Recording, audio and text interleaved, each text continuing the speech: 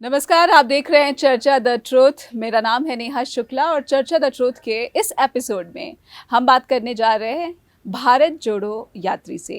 ये यात्री है नंदिता हुडा, जो कि चंडीगढ़ कांग्रेस की वाइस प्रेसिडेंट भी हैं। आइए पहले उनका स्वागत कर लेते हैं। नंदिता जी, बहुत बहुत स्वागत है आपका चर्चा द ट्रुथ में। सभी को मेरा नमस्कार और बहुत बहुत धन्यवाद। नंदिता जी, भारत जोड़ो यात्रा अगर एक यात्री से समझने की कोशिश की जाए, आपने इतना लंबा वक्त गुजारा, कन्याकुमारी से कश्मीर तक का सफ़र आपने पैदल चलकर तय किया है।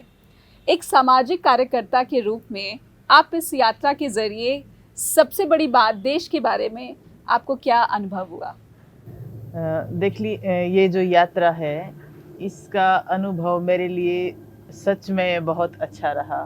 मैं पर्सनली उसमें देखूं तो ये एक यात्रा के साथ साथ हर यात्री जो साथ चल रहा था उसको स्वयं के विकास में भी बहुत मदद हुई और एक बहुत अच्छी यात्रा जिसमें हर व्यक्ति बहुत दिल से जुड़ा और हमने ये आभास किया कि जैसे हमारा देश कहते हैं कि विभिन्नता में एकता है जी। और इस यात्रा में हमने वो विभिन्नता में जो एकता है उसको पूरा जिया और बहुत ही सुखद अनुभव मैं कहूँगी इस यात्रा का रहा। एक सुखद अनुभव आप कह रहे हैं, लेकिन जो यात्रा का मकसद था वो राहुल गांधी बार बार इस वाक़े का इस्तेमाल करते थे कि हम नफ़रत के बाज़ार में मोहब्बत की दुकान खोलने आए हैं। तो ये मोहब्बत की दुकान आपने जहाँ जहाँ जिन जिन राज्यों में गए, जिन जिन ज़िलों में गए, तो इस दुकान में सामान यानी आपकी मोहब्बत कितनी बिकी? देखो, हमारे जो राहुल गांधी जी हैं, जो एक पूरे देश के हित को ध्यान में रखते हुए उन्होंने इस यात्रा का अगुवाई की और जो नफ़रत का माहौल जो इस समय देश में है और जो सुरक्षा का भाव लोगों के बीच नहीं रहा है, असुरक्षित महसूस करते हैं और जो कहने की ज़रूरत है उन बातों को कहते हुए भी डरते हैं और जिन परिस्थितियों में सबको आवाज़ उठानी चाहिए कहीं ना कहीं डर के उसे तटस्थ हो जाते हैं। तो वो भी मैं कहूँगी कि एक तरह का डर था जिसको इस यात्रा में पूर्ण रूप से ख़त्म करने का प्रयास किया गया और हमें खुशी है कि जो ये यात्रा है ये बहुत सफलतापूर्वक संपन्न हुई। जो इसको लेके जो हमने सोचा था कि रिस्पॉन्स जितना आएगा उससे कई गुना रिस्पॉन्स मिला और जैसे राहुल गांधी जी ने कहा कि नफ़रत के बाज़ार में मोहब्बत की दुकान खोल रहे हैं, तो आपको आश्चर्य होगा कि हमारा देश पहले मतलब सारा सामान है उसको इकट्ठा करने की ज़रूरत है और वो हम कर भी पाए और हम हर जगह जो प्यार मोहब्बत और भाईचारे का पैगाम जो लेकर चले थे वो हर जन तक हमने पहुंचाया और बहुत ही अच्छा मैं कहूँगी कि इस यात्रा का संपन्न होना बहुत अच्छी रही। हाँ जी जी। ये यात्रा जब शुरू हुई थी तो ये आरोप लगते रहे कि इस यात्रा को ना ही राष्ट्रीय मीडिया का अटेंशन मिल रहा था और राहुल गांधी के बारे में एक छवि थी कि राहुल गांधी जो है एक परिपक्व राजनेता के रूप में नहीं माने जाते थे। तो ये यात्रा भी सफल होगी क्या, ये बड़ा प्रश्न चिन्ह था। और राहुल गांधी के नेतृत्व में आखिरी इस यात्रा का जो है उद्देश्य क्या है, तो ये भी एक बड़े बड़े सवाल जो थे वो यात्रा से जुड़े हुए थे। यात्रा खत्म होने के बाद मेरा सवाल अभी बाकी है। यात्रा खत्म होने के बाद ये दोनों सवाल जो हैं इनका जवाब मिल गया है। बेशक राष्ट्रीय मीडिया ने इसे कवरेज ना दी हो, बेशक राहुल गांधी को लोगों ने पप्पू नेता की संज्ञा दी हो, लेकिन ये दोनों ही जो कांग्रेस के एक धब्बे माने जाते थे ये शायद हट गए हैं। आपका क्या कहना है कि राजनीतिक उद्देश्य था वो पूरा हो गया? देखिए, राहुल गांधी जी की छवि को खराब करने के लिए जो लाखों करोड़ रुपए खर्चे आईटी सेल बीजेपी ने, तो राहुल गांधी जी ने भी एक दिन अपने स्पीच में कहा कि हमने उस सब पानी में गला दिया। ठीक है। और जहाँ तक यात्रा की कवरेज की बात है, जी। तो जितना कवरेज उसका होना चाहिए था डेफिनेटली वो नहीं हुआ, जी। क्योंकि अगर मीडिया ने इसको दिखाया होता तो मैं कहूँगी कि ये हर छोटे से लेके बड़े हर व्यक्ति के तक हम पहुँच गए होते। जिन राज्यों में नहीं गई वहाँ भी बहुत चर्चा रही इस यात्रा की। पर जब सब जो पहले एक माध्यम होता था, अगर हम बाजार में जाते हैं तो शॉप में टीवी चल रहा होता है, जो देश में चल रहा होता है उसमें दिखाया जाता है, पर अब मीडिया का वो रोल नहीं रहा है। तो राहुल गांधी भी जब शाम को यात्रा के बाद नुक्कड़ मीटिंग होती थी, प्रेस मीडिया भी साथ होता था, तो वो हमेशा अपने संबोधन में कहते थे कि भाई जो प्रेस मीडिया के लोग हैं इनसे हमारी कोई नाराजगी नहीं है, पर जो इनके आका हैं वो उसको दिखाते नहीं हैं, तो इनके हाथ में भी कुछ नहीं है। तो मीडिया का रोल जो है वो कई सालों से जो होना चाहिए वो नहीं है। तो हम उम्मीद करते हैं कि आने वाले टाइम में उसमें अच्छा होगा। जो हमारे भाई बहन हैं, आप सब हो, तो जो दूसरे प्लेटफॉर्म हैं वो ज़्यादा कवर करते हैं। जो आपका चैनल है, सत्य हिंदी है, आशुतोष जी हैं, तो ये सब इन्होंने पूरा उसको दिखाने का प्रयास। हाँ हाँ जी। तो मैं समझती हूँ कि हमारा काम इतना होगा कि नेशनल मीडिया खुद ब खुद एक दिन इसको कवरेज करेगा। जी, लेकिन निष्पक्ष पत्रकारिता पर बेशक जो है अभी सबसे मुश्किल दौर से ये गुजर रही है नंदिता जी। लेकिन अपने पेशे के बारे में बात नहीं करके मैं भारत जोड़ो यात्रा के बारे में ही बात करूंगी कि ये एक ऐसी यात्रा रही जिसने कन्याकुमारी से लेकर कश्मीर तक लोगों को समझने की कोशिश की। उन लोगों की क्या दिक्कतें हैं, क्या समस्याएं हैं, देश में विकराल तरीके से जो बेरोज़गारी है, देश में विकराल तरीके से जो महिलाओं की समस्या है, इन सब के बारे में जानने का खुद राहुल गांधी ने प्रयास किया। और इस प्रयास में मैं समझती हूँ कि एक स्टेटमेंट भी आया था राहुल गांधी का। कई महिलाएं उनके पास आईं और वो रो रही थी। उन्होंने कहा कि उनका एक्सप्लॉयटेशन हुआ है, उनका शोषण किया गया है, लेकिन वो कंप्लेन नहीं करना चाहती हैं। तो एक मजबूरी का आभास भी राहुल गांधी के वक्तव्य से हो रहा था। आप एक महिला हैं और इस यात्रा के दौरान आप कितनी ऐसी महिलाओं से मिली और उनके बारे में फिर आपकी क्या राय है? देखिए, जब हम यात्रा कर रहे होते थे तो शुरू से आखिर तक जो लोग हैं खड़े होते थे, महिलाएं भी, बुजुर्ग भी, बच्चे भी, और साथ भी चलते थे।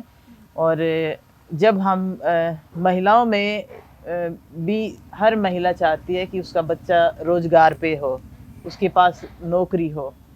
और महंगाई को लेकर जैसे सिलेंडर की बात हर महिला ने की तकरीबन, कि पहले सिलेंडर इतने का आता था, अब इतने का आता है। और मतलब बहुत नाराज़गी थी लोगों में कि जो पहले था अब ऐसा कुछ भी नहीं है। और जो समाज के लोग हैं वो, जब हम यात्रा करके हम तो बैठ जाते थे, तो पूरे के पूरे ग्रुप जो सारा दिन राहुल गांधी उनसे मिलते थे। तो उस एरिया की जो लोकल जो समस्याएं हैं वो आके वहाँ उनसे डिस्कस करते थे कि पहले हमारे यहाँ ऐसा होता था, आज ऐसा है और ऐसा होने की ज़रूरत है।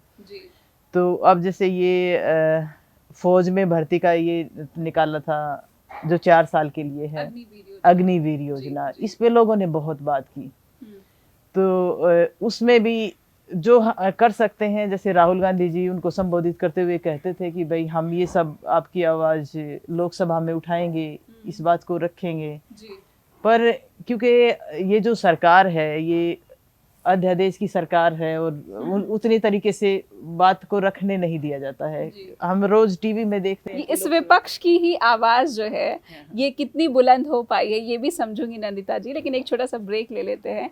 एक ब्रेक का वक्त हो चला है, मिलते हैं आपसे इस छोटे से कमर्शियल ब्रेक के बाद। नंदिता जी, विपक्ष की आवाज़ की हम बात कर रहे थे कि राहुल गांधी ने कहा कि वो लोगों की जो समस्याएं हैं वो संसद में उठाना चाहते हैं, लेकिन संसद में भी जो कार्यप्रणाली अब हो गई है वो विपक्ष की आवाज़ वहाँ पर दबा दी जाती है। ऐसे में लोगों से विपक्ष की जो आवाज़ है, लोगों ने इसे कितना सुना, और कांग्रेस एक विपक्ष के रूप में जो है लोगों के बीच में किस तरह की जगह बना पाई, इसमें कितना परिवर्तन आया?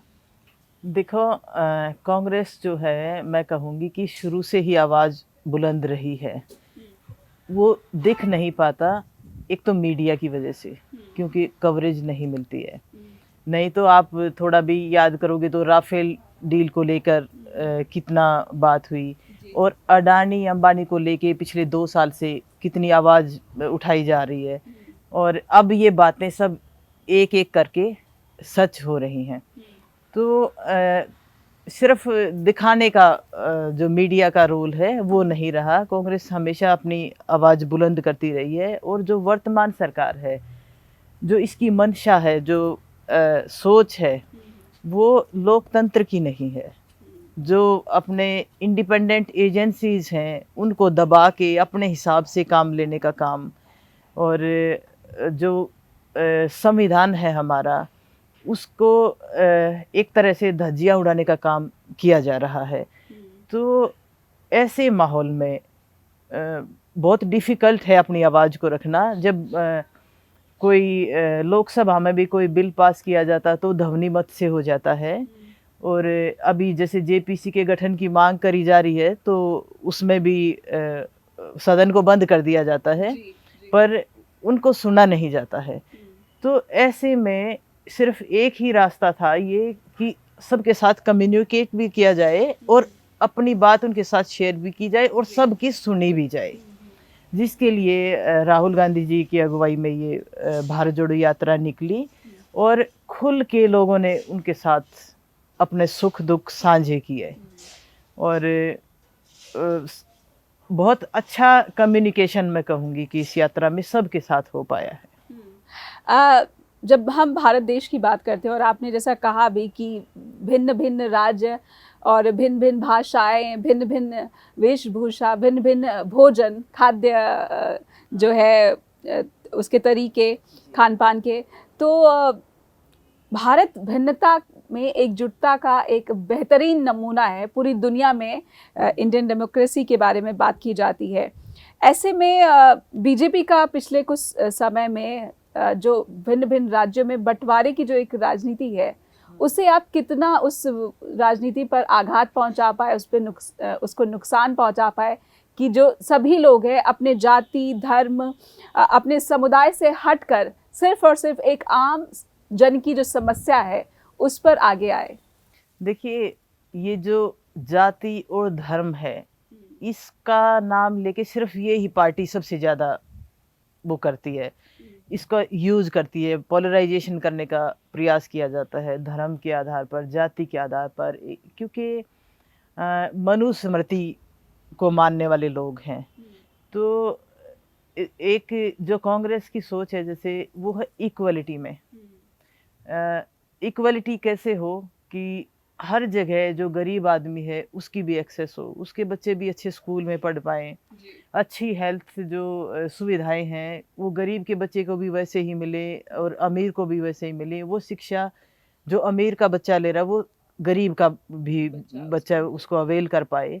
तो ये एक्सेस हैं, और जो ये सरकार है इसमें ये है कि ये बताते हैं कि किस वर्ग का क्या काम है। तो ये सोच का फ़र्क है। तो आपने वहाँ पे जो कि अलग अलग राज्यों में जब आप गए तो वहाँ पे अलग अलग जाति, अलग अलग समुदाय, हर तरह के लोग जुड़े? हर तरह के लोग जुड़े, और मैं कहूँगी कि वो सब हम सब, और अंदर से तो सब एक ही हैं। ये जो बांटा हुआ है, और एक जगह सब कनेक्ट होते हैं, और हर मुद्दे पे भी कनेक्ट होते हैं, और एक दूसरे को जो सम्मान देना चाहिए कि जो मैं हूँ मैं आपकी रिस्पेक्ट करूँ, आप हैं आप मेरी करें, और उसके बाद जो एक फीलिंग आती है वो अलग होती है। तो हमारे देश का हर व्यक्ति वही प्रेम, वही भाईचारा चाहता है, और जो ये बांटने का प्रयास किया जाता है, अगर इसको हम सही तरीके से हम इसको एड्रेस करें तो मतलब कोई भी अलग नहीं है। ये सिर्फ गलत लोग हैं जो इसको गलत तरीके से परिभाषित करते हैं। जी। तो उस कंटेनर के बारे में मैं जानना चाहूँगी, जिस कंटेनर में यात्रियों के ठहरने की व्यवस्था थी। ये भी बातें फैलाई गई थी या फिर इस तरह की खबरें भी आई कि जो कंटेनर है वो आधुनिक सुविधाओं से लैस हैं, उनमें एसी लगे हैं और तमाम आधुनिक उपकरण हैं। दिन भर में आप यात्री जनता के साथ जुड़े होने का पाखंड करते हैं और फिर शाम होते ही अपनी सुख सुविधाओं में चले जाते हैं और उसका पूरा फ़ायदा उठाते हैं। देखिए, हम तो चाहते हैं कि हर कोई आके मतलब इस यात्रा में सबको आना चाहिए और आना चाहिए था, पर जिन्होंने कंटेनर को देखा वो पहले भी टीवी में भी दिखाया था, तो न्यूज़ में सारा कंटेनर के बारे में दिखाया था। हमारी दिनचर्या ऐसी होती थी कि बहुत कंटेनर ऐसे भी थे जिनमें मतलब साथ अटैच बाथरूम नहीं होता था, तो 3:30 बजे हमारी बहनें बाल्टी लेके 3:30 बजे उठ जाती थी और गर्म पानी बाहर करते थे, फिर उससे लेके फिर नहाना धोना। 5:30 बजे हमारी फ्लैग होस्टिंग होती थी, 6 बजे हमारी यात्रा शुरू हो जाती थी। तो दिन में हम 6-7 घंटे हम चलते थे और बीच में हम जो जगह होती थी वहाँ रुकते थे, तो हम भी दोपहर के भोजन के लिए रुकते थे। तो जो कई बार हम ग्रुप बना के जो आसपास के जो गांव हैं जहाँ रुके हुए हैं तो वहाँ भी निकल जाते थे मिलने के लिए। तो ये हमारी दिनचर्या थी और कहने को तो उन्होंने क्या नहीं कहा कहने वाले जो लोग हैं उन्होंने तो राहुल गांधी के लिए टी शर्ट पे भी सवाल उठा दिए थे, ये जूते पहने हैं, इसी से जुड़ा मेरा अगला सवाल है कि जब पूरा उत्तर भारत और ठंड का इतना प्रकोप और उसमें जो भारत यात्री थे वो सुबह 6 बजे ही रवाना हो जाते थे और उससे पहले भी उनकी जो दिनचर्या, जैसा कि आपने कहा कि जो दिनचर्या होती है एक आदमी की, उसके लिए आप उससे भी पहले उठ जाते थे चलने से पहले, तो बहुत ही मुश्किल समय रहा होगा उस समय। तो याद करती हैं तो आपको लगता है कि बहुत बड़ा मुकाम हासिल कर लिया है? देखिए, हमारा जो रूटीन है वो बहुत चेंज हो गया था एकदम जी, और सबको इतना चलने की आदत भी नहीं थी कि हर रोज 25 किलोमीटर आपको जाना है। तो शुरुआत में जो हमारी बहनें हैं तो बहुतों के पैरों में छाले आए जी, तो बहुत ज़्यादा तकलीफ भी होती थी क्योंकि जब हम उसके साथ चलते थे जी, जब किसी के पैर में इतना बड़ा छाला और कई है तो पहले 10 मिनट तो बहुत दर्द होता, फिर थोड़ा थोड़ा ठीक आराम से चलते, फिर जब रेस्ट करके फिर दोबारा चलते तो फिर दोबारा बहुत पेन होता था। तो बहुत था जो हमने पहले नहीं किया था और सब ने किया और लास्ट आते आते तो सब परफेक्ट हो गए थे कि वन स्ट्रेच में भी हम 25 किलोमीटर चल लेते थे। बीच में सिर्फ हमारा टी ब्रेक होता था। और जो इस यात्रा में की मैं बात कहूँ कि हमें मोटिवेशन कहाँ से मिलता था, जब कन्याकुमारी में जब इस यात्रा की शुरुआत हुई तो वो सीन आज भी मुझे याद है कि एक साइड पूरा ऐसे अथाह समुंदर और उसके किनारे हमारा जो प्रोग्राम है उसकी शुरुआत हुई थी और राहुल गांधी जी ने नेशनल फ्लैग को हाथ में लेकर कहा कि ये जो फ्लैग है ये हम सब इससे बिलोंग करते हैं जी। ये हम सब का है और इसकी हिफाजत के लिए संविधान की हमारे देश की आत्मा है जिससे हमारा देश रूल करता है। संविधान को बचाने के लिए हर व्यक्ति को सम्मान मिले, हर व्यक्ति गरिमापूर्ण एक जीवन जी सके, उसमें डर ना हो, कोई भय ना हो, खुल के मतलब एक स्वतंत्र नागरिक की तरह वो जिए और वैसे ही वो अपना कंट्रीब्यूशन जो है समाज में दे पाए जी। तो इसके लिए ये यात्रा थी और जो बेरोजगारी का मुद्दा है और महंगाई का मुद्दा है, इन जो हमारे देश के ज्वलंत मुद्दे हैं जिनको दबाया जाता है उन पे आके सब बात करें। और जो राहुल गांधी के जो मेहनत का जज्बा हमने देखा, हम तो कुछ भी नहीं, हम तो यात्रा करके बैठ जाते थे, वो सारा टाइम सबसे मिलते थे। उनकी जो पूरा दिन बहुत हेक्टिक होता था पर उनके फेस पे थकान नहीं होती थी, वो लोगों का प्यार था जो हम सबको मोटिवेट कर रहा था। वहाँ से ऊर्जा जो है वो लोगों के प्यार से जो है वो संचालित हो रही थी। मैं ये कहूँगी बेइंतहा मोहब्बत इस यात्रा देश में है और जिनको हम शब्दों में नहीं बांध सकते जी। यात्रा में भोजन जो है कैसा मिला यात्रियों को? क्योंकि कुछ पोस्ट राहुल गांधी के बारे में ऐसे आए कि वो टी शर्ट में क्यों घूमते हैं, उसकी वजह है कि वो बहुत ही अमीर हैं और वो मल्टीग्रेन जो सीड्स होती है उसका सेवन करते हैं, उनका खान पान ड्राई फ्रूट्स इतना लेते हैं वो कि उनको भयंकर सर्दी में भी जैकेट्स और स्वेटर की ज़रूरत नहीं पड़ती है। राहुल गांधी के भोजन की बात के साथ साथ मैं आम यात्री जो इस यात्रा में थे उनके भी भोजन की बात जो है मैं समझना चाहती हूँ। एनर्जी कहाँ से आ रही थी? देखिए, राहुल गांधी जी का और सब यात्रियों का भोजन एक ही था। और वो जिन्होंने भी कहा होगा तो वो लोग हैं जो हमेशा दूसरे की फ्रिज खोल के देखते हैं कि इस फ्रिज में रखा क्या है। और जो मतलब डिसाइड करना चाहते हैं कि कपड़े भी उनके हिसाब से पहने जाएं, और जो कपड़ों के हिसाब से लोगों को पहचानने का काम करते हैं कि ये इसने ये कपड़े पहने तो ये इस धर्म का, ये कपड़े पहने तो ये इस धर्म का। और राहुल गांधी जी ने टी शर्ट पहनी है, अगर वो भी सिर्फ सफ़ेद रंग की। हाँ, सफ़ेद रंग की पहनी है और वो आधी बाजू की है, इतनी ठंड है। तो राहुल गांधी जी तपस्वी व्यक्ति है, तपस्या कर रहा है वो, और बहुत मेहनत। मैं कहूँगी कि इस यात्रा में जो उनका वास्तविक रूप है वो सबको देखने को मिला। और उससे पहले जो मीडिया का जो प्रभाव था सिर्फ वो था, उसके अलावा कुछ नहीं था। और जो खाने की बात है तो जैसे हम साउथ से चले तो जो साउथ इंडियन फूड है वो हमारे इधर कम होता है, पर फिर भी हर स्टेट हम गए तो सब ने अपने तरफ से बहुत ही अच्छा खाना हमें खिलाने का प्रयास किया। और हमने भी बहुत मतलब अच्छा रहा और ठीक था। और हमें याद है उसमें हमें सौभाग्य है हमारा कि हमने अलग अलग स्टेट में जाके अलग अलग तरह का खाना खाया। जैसे कई बार हम कई दिन तक हम पत्ते पर ही खा रहे थे, सब हाथ से खाना खाते थे, अपने इस साइड ऐसा नहीं है। तो ये भी एक अलग अनुभव था और बहुत अच्छा था। जो एक जमीन से जुड़ा भारतीय जो है, हाँ, और सब एक साथ बैठ के खाते थे। मतलब ये लंच टाइम में तो हजारों लोग खा रहे होते थे, तो सब एक साथ बैठे हैं, सब खा रहे हैं।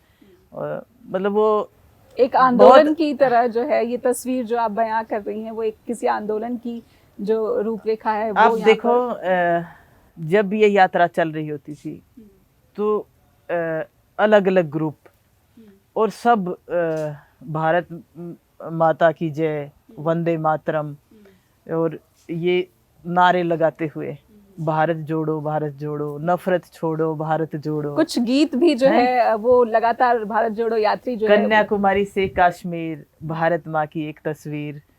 तो बहुत अच्छा था और सब एक ही भाव से चल रहे थे, बहुत प्यार से एक दूसरे के साथ अपनी बातें शेयर करते हुए। अब हम भी आज एक ग्रुप के साथ चल रहे हैं तो उनके साथ इतनी इंटरेक्शन हुई है, अगले दिन दूसरा ग्रुप है उसके साथ चल रहे हैं, तो बहुत कुछ हमें सीखने को मिला। और दूसरे जो हमारा जो भारत है उसकी अलग अलग जगह पे जो कल्चर है उसको समझने का मौका मिला, अलग वेशभूषा। एक बार तो ऐसा हुआ कि हम बेड पे बैठे हैं, जो मेरे साथ एक महिला थी वो बहुत अच्छे से मतलब बात कर रही थी, पर मैं कुछ भी समझ नहीं पा रही थी। वो हिंदी भी नहीं समझती थी और इंग्लिश भी नहीं, पर मैं उसके भाव पूरा समझ रही थी और वो मेरा भी समझ रही थी शायद। तो फिर हमने बीच में किसी को फ़ोन मिलाया जो हिंदी समझता है, फिर हमने एक दूसरे से अपना फ़ोन नंबर शेयर किया और उसने कहा कि जब भी बात करेंगे तो उनके थ्रू हम बात करेंगे। तो बहुत अच्छा था। बिल्कुल। ये भारत जोड़ो यात्रा के दौरान आप जैसी जो कांग्रेस से जुड़ी यात्री थी, इनकी रोज़मर्रा की ड्यूटी पहले से फिक्स होती थी या फिर दिन के शुरुआत में ये तय की जाती थी? किसी की कोई वो नहीं होता था। सब यात्री जैसे सुबह 5:30 बजे जो फ्लैग होस्टिंग होएगी तो उसके बाद हमें 6 बजे चलना होता था। तो हमारा स्टार्टिंग पॉइंट होता था और हमारा एंडिंग पॉइंट होता था। तो जो राहुल गांधी जी के साथ तो हजारों लोग चल रहे होते थे और बहुत मतलब बहुत भीड़ मतलब एक आपकी तस्वीर भी आई थी राहुल गांधी के साथ और जिसे काफी लोगों ने शेयर भी किया, लाइक भी काफी मिले थे। उस तस्वीर के बारे में क्या बताएंगे? उसमें जैसे जो हम भारत यात्री हैं तो हम सब को मौका मिला कि हम राहुल जी के साथ चलें, तो वो भी उसी में से एक फोटो है। और उसमें जितने हम भारतीय यात्री थे तो सबको एक एक बार 2-2 बार उनके साथ चलने का मौका मिला। और यात्रा में हम आगे चले जाते थे क्योंकि राहुल जी के साथ जो वहाँ के लोकल हैं और वो सब बहुत बहुत होते थे, तो उनके साथ चलना इतना संभव भी नहीं हो पाता था इतनी उसमें। तो अब यात्रा शुरू होने तो राहुल जी तो बाद में होते थे, यात्रा पहले बहुत जा चुकी होती थी। तो क्योंकि उनके बाद फिर जो गाड़ियां हैं, सिक्योरिटी की गाड़ी हैं, ये वो, तो यात्री पहले निकल जाते थे सारे के साथ। एक हमारी फ्लैग टुकड़ी चलती थी, यात्रा वो भी यात्रा से आगे चलती थी। और मतलब बहुत, अब मैं क्या बताऊं, शब्द नहीं है जो हम फील करके आए हैं। चलते हुए भी, ग्रुप में भी, फ्लैग लेके भी चलते थे।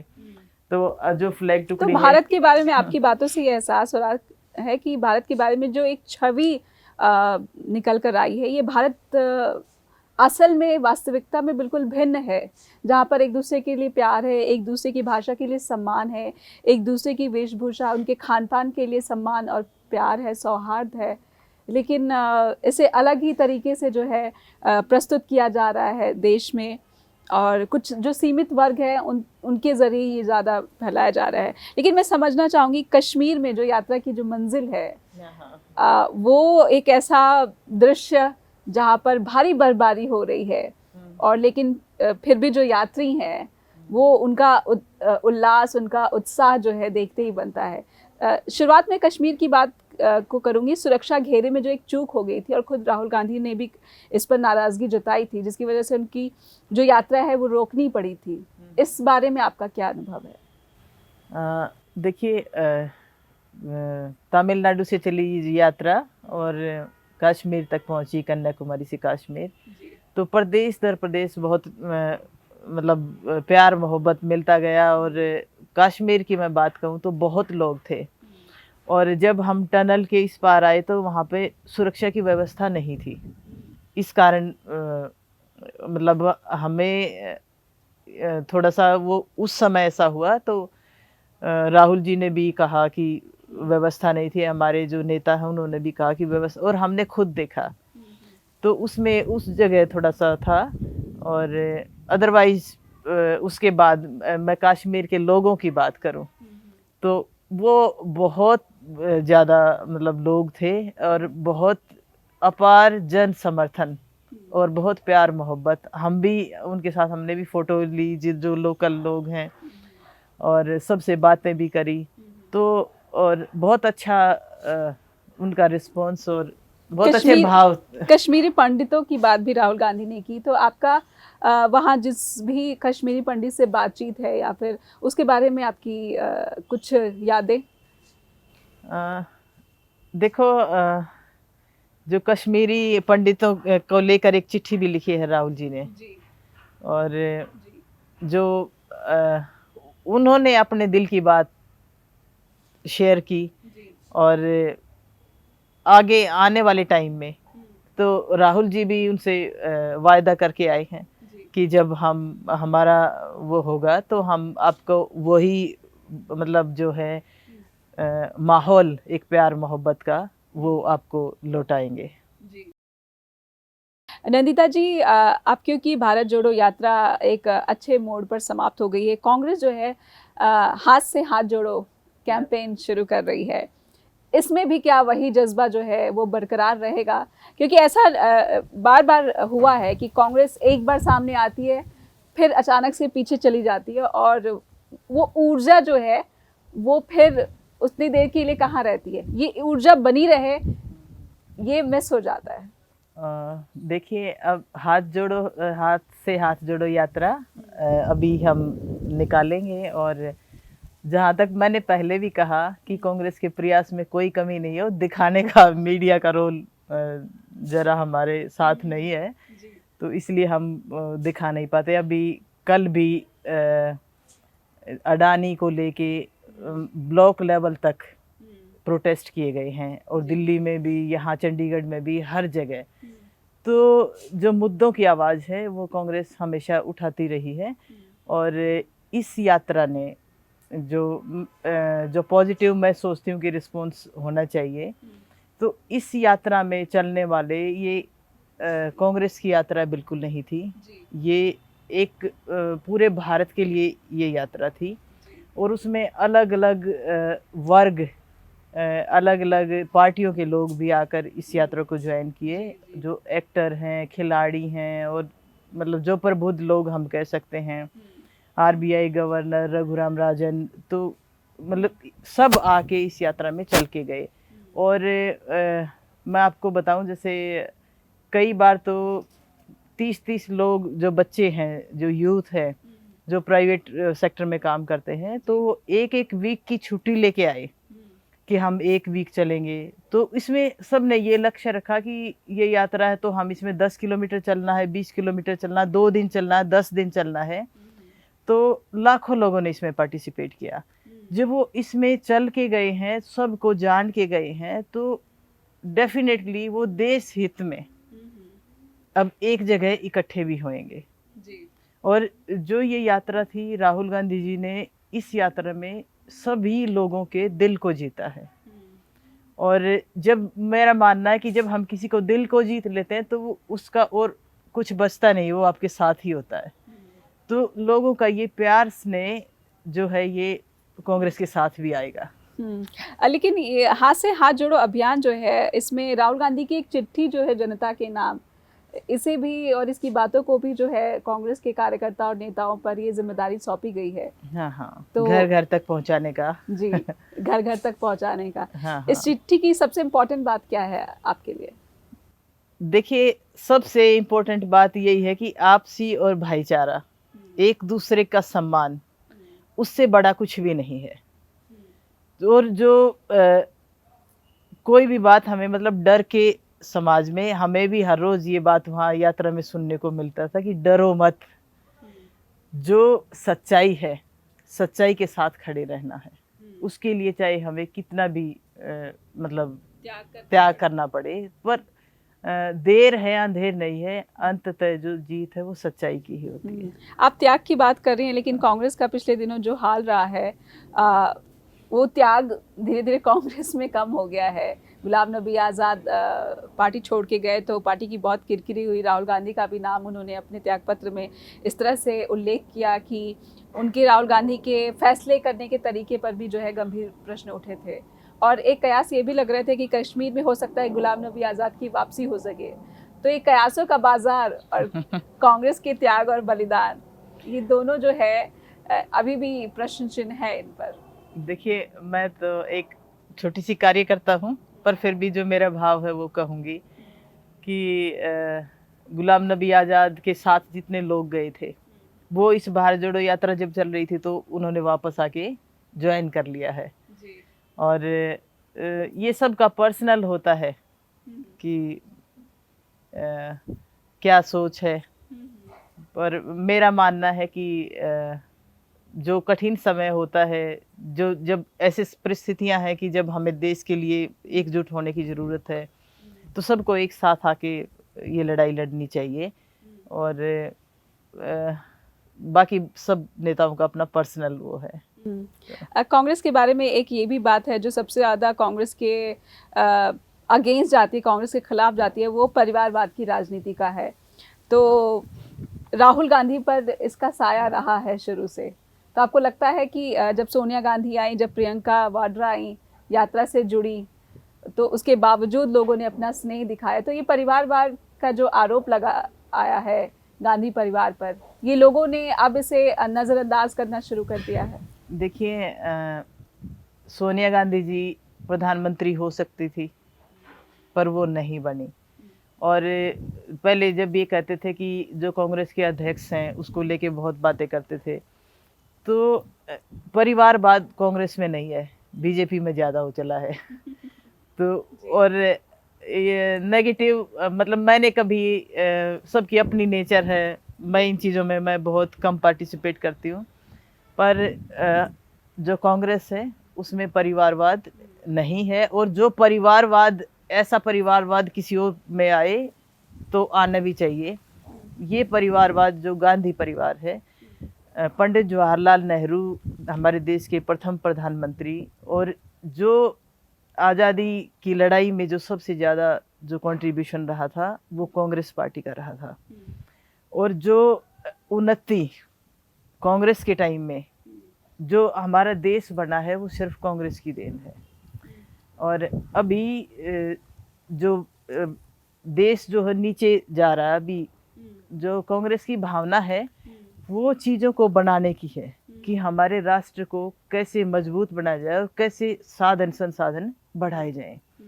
जो दूसरी पार्टी है, भारतीय जनता पार्टी है, उसकी जो नीयत है वो उन चीज़ों को बेचने की है कि और जो राहुल गांधी जी कहते हैं, और हम सबको पता है कि जो साधन संसाधन है वो 1% लोगों में ही 40% सीमित कर दिए। और अब जब अडानी के ऊपर ये बात आई है तो उसका क्या इफेक्ट हुआ, कितने लोग नीचे गए हैं जी। तो कितने, तो जो सोच का फर्क है। तो अगर ऐसे परिवारवाद जो देश को बनाए, जिन्होंने बांध बनाए, डैम बनाए, जिन्होंने कॉलेजेस बनाए, सबको एजुकेशन प्रोवाइड करी, ऐसा किसी में है तो बढ़ना भी चाहिए, ठीक है ना। और राहुल गांधी जी की तो मतलब मैं क्या कहूँ, मैं उनके साथ 5 महीने चले हैं, तो अब उनके लिए जो हमारे मन में सम्मान है, मैं तो उसके जैसा कोई नेता नज़र नहीं आता। राहुल गांधी के बारे में एक और सवाल जिसका जवाब मैं चाहती हूँ कि आप दें, क्योंकि एक सामाजिक कार्यकर्ता भी हैं, तो समाज के प्रति आपकी एक जवाबदेही भी है और जिम्मेदारी भी, कि राहुल गांधी छुट्टी लेने वाले नेता हैं जो छुट्टी लेकर चले जाते हैं, और भारत की जो राजनीति है, भारत में जो जनप्रतिनिधि का कर्तव्य है, उसमें छुट्टी लेने का कोई कॉन्सेप्ट जो है इसकी एक्सेप्टेंस नहीं है। लेकिन इस यात्रा के दौरान राहुल गांधी ने छुट्टी नहीं ली। राहुल गांधी ने इस तरीके से इस यात्रा को गंभीरता से लिया कि वो चुनाव में रैली करने तक भी नहीं गए। हालांकि उन जगहों पर, उन राज्यों पर कांग्रेस को बड़ी हार का भी सामना करना पड़ा। तो इस बारे में आपकी क्या राय है? राहुल गांधी को छुट्टी लेनी चाहिए थी, उन राज्यों में जाना चाहिए था, या फिर यात्रा के जरिए सिर्फ लोगों से कनेक्शन जो है वही सबसे प्रमुख है? देखिए, ये यात्रा मैं मतलब राहुल गांधी जी ने जो डिसीजन लिया, जो किया, वो कुछ सोच के ही किया है, क्योंकि भारत जोड़ो यात्रा भी पॉलिटिकल नहीं थी, और भारत को एक करने की, एक प्लेटफॉर्म पे आके बात करने की थी। और राजनीति में कोई राज्य हारता है, कोई जीतता है, यही राजनीति है, ये चलता रहता है। और जहाँ तक छुट्टी लेने की बात है, तो जब ये यात्रा शुरू हुई थी तो ये भी बीजेपी का प्रोपेगेंडा कि जो ये इस तरह की बातें फैलाते थे। जैसे जब ये शुरुआत हुई तो हर कोई कहता था कि ये यात्रा पूरी नहीं होगी, नहीं हो पाएगा, पर जो डेडिकेशन राहुल गांधी जी में है वो इन लोगों के बस का नहीं है। जी बिल्कुल, इस यात्रा को सफलता मिली और एक विपक्ष की जो भूमिका है वो भी मजबूत हुई भारतीय लोकतंत्र में। इसके लिए आप जैसे यात्री का भी बहुत बहुत आभार, और राहुल गांधी के नेतृत्व का भी बहुत बहुत आभार। बहुत बहुत शुक्रिया नंदिता जी, चर्चा द ट्रुथ में शामिल होने के लिए। Thank you so much. और मुझे गौरव है कि मैं इस ऐतिहासिक यात्रा का, इस सदी की ये सबसे लंबी यात्रा थी और मैं इसका हिस्सा बनी, तो मुझे भी गौरव है और हमारे नेता पर भी मुझे गौरव है। बहुत बहुत धन्यवाद नंदिता जी हमसे बातचीत करने के लिए। तो चर्चा द ट्रुथ में समय हो गया आपसे विदा लेने का। इस एपिसोड में हमने ये कोशिश की है भारत जोड़ो यात्रा का जो उद्देश्य था वो कितना सफल हो पाया है, और यात्री नंदिता हुड्डा जी ने जिस तरीके से इस यात्रा को यहाँ पर अपना अनुभव शेयर किया है, कहीं ना कहीं ये समझ में आता है कि देश के जो लोग हैं वो अभी भी आपस में मिलजुल कर रहना चाहते हैं। एक दूसरे की भाषा हो, संस्कृति हो, जाति हो, धर्म हो, सबके प्रति जो सम्मान है वो अभी भी मौजूद है, क्योंकि भारत एक अखंड देश है और विभिन्नता में एकता का संदेश पूरी दुनिया में संचारित करता है। तो चर्चा द ट्रुथ में फिलहाल इतना ही। कोई भी फीडबैक के लिए info@justbroadcasting.com पर ईमेल देना ना भूलें, और आप अपना ईमेल neha@justbroadcasting.com पर भी भेज सकते हैं। धन्यवाद।